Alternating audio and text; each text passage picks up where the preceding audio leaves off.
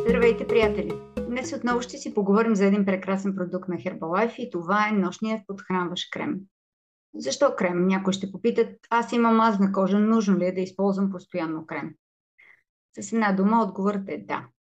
За да функционира кожата добре, хидратацията е от изключително значение. Дори най-мазната кожа може да има ниски нива на хидратация, така че без значение какъв тип кожа имаме, увлажняването е съществена стъпка за здрава и сияйна кожа. Защо е важно да използваме нощен крем? Дневният и нощният крем имат всъщност различна функция. Докато дневният крем по-скоро има предпазна функция, предпазва кожата от вредните лъчи, от замърсяването, то нощният крем по-скоро има подхранваща функция. Кожните клетки са едни от най-бързо регенериращите се клетки, а пиковите часове за размножаване на кожните клетки са докато спим. Поправят се щетите, нанесени през деня.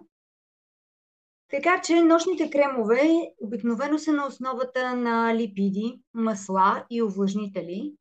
Те регенерират клетките, правят кожата по-мека, подобряват циркулацията на кожата и кръвообращението, насърчават производството на колаген и осигуряват толкова нужната хидратация за кожата.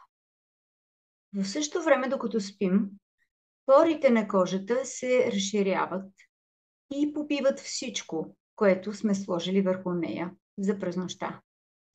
Така че винаги почиствайте кожата си от остатъци от грим, от наслагвания през деня мърсотия, прах, пот.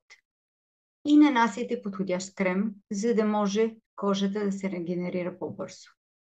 Нощният хидратиращ крем на Herbalife е богат на антиоксиданти, витамини и хранителни вещества и едновременно с това се бори с признаците на стареене на кожата.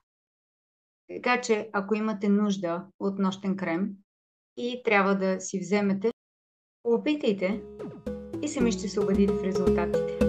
До утре!